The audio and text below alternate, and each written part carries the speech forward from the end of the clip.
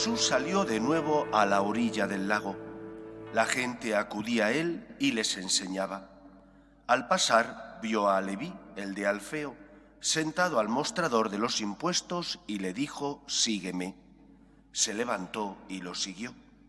Estando Jesús a la mesa en su casa, de entre los muchos que lo seguían, un grupo de publicanos y pecadores se sentaron con Jesús y sus discípulos. Algunos de los escribas fariseos, al ver que comía con publicanos y pecadores, les dijeron a sus discípulos: «De modo que come con publicanos y pecadores». Jesús lo oyó y les dijo: «No necesitan médico los sanos, sino los enfermos. No he venido a llamar a los justos, sino a los pecadores». Palabra del Señor. Gloria a ti, Señor Jesús. Como os he dicho al inicio, hoy celebramos la fiesta de San Antonio Abad.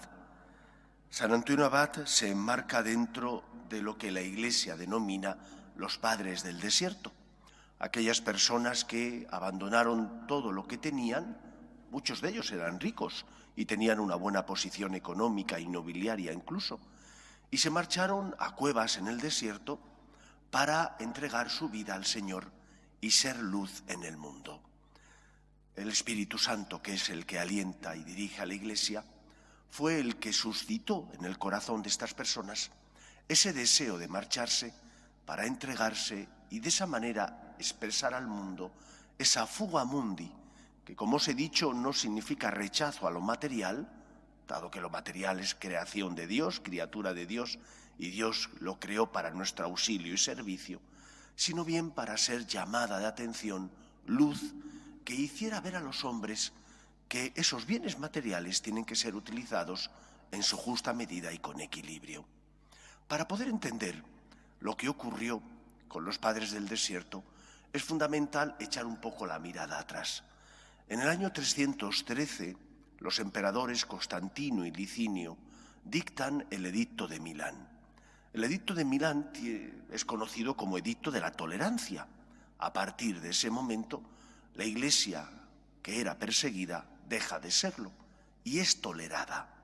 Después, con el decreto Quintus Populus, el emperador Teodosio, mucho más tarde, hará oficial como religión del imperio el catolicismo. Pero a partir del 313, la Iglesia es tolerada. Pasó de ser perseguida a ser tolerada. Aparentemente, qué buen beneficio. Si no somos perseguidos, podemos predicar, podemos vivir nuestra fe. Esa es parte de la verdad. Pero la otra parte de la verdad fue la relajación de las costumbres. Si antes, para ser cristiano, te jugabas la vida, porque te podían perseguir. Si te identificaban como católico, podías pagar esa osadía muriendo en la cruz o quitándote los bienes económicos, desterrándote e incluso esclavizándote. Ahora, como eres tolerado, y después, cuando la religión oficial del imperio es el catolicismo, eres promovido, pues muchas personas llevaban y vivían una doble vida.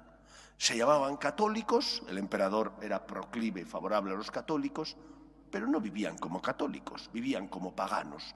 Se hacían católicos porque de esa manera obtenían pues ciertos beneficios. Podían ascender con más rapidez en la carrera del ejército, era más fácil que tuvieran buenas relaciones con los senadores, de manera que muchos se relajan y se produce lo contrario de lo que parecía. En lugar de ser favorable, puesto que más personas se hacen católicas, muchas personas dejan de vivir como debían vivir. Y los padres del desierto son la respuesta del Espíritu, que como luz en el mundo hace que estas personas, mediante la fuga mundi, llamen la atención y digan: no, ser cristiano significa amar a Dios por encima de todas las cosas. Ser cristiano significa que no pueden ocupar tus bienes en lugar de Dios, que tienes que aprender a ser generoso, pero no solo con los bienes materiales, también con los bienes y dones espirituales, perdonando al que se ha equivocado, siendo una persona misericordiosa, teniendo compasión del que se equivoca y sus tropiezos te hacen daño. Por tanto, conviene que nos preguntemos nosotros, ¿y nosotros estamos amando a Dios por encima de todo? Estamos siendo luz en el mundo por la integridad de nuestras costumbres, porque cuando nos equivocamos y caemos decimos lo siento, porque somos generosos perdonando a los demás. ¿O no somos luz en el mundo?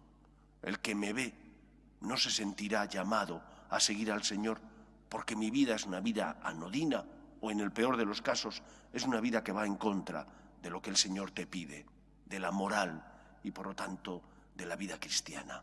Pidamos al Señor que seamos luz, porque le amamos por encima de todo, porque intentamos hacer su voluntad, porque somos humildes y porque tenemos misericordia.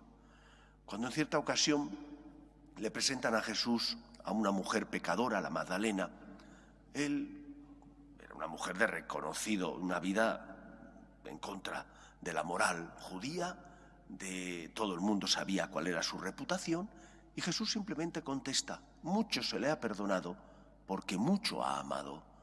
¿Podrán decir eso de nosotros? ¿Que mucho se nos ha perdonado porque mucho hemos amado? ¿O por el contrario vivimos una misericordia, la del Señor, que se acerca a nosotros, que nosotros no practicamos con los demás? ¿Somos luz en el mundo? Tenemos que ser testigos del amor de Dios y de su misericordia, sobre todo por nuestra manera de vivir. Pues que sea así en nuestra vida. Nos ponemos en pie.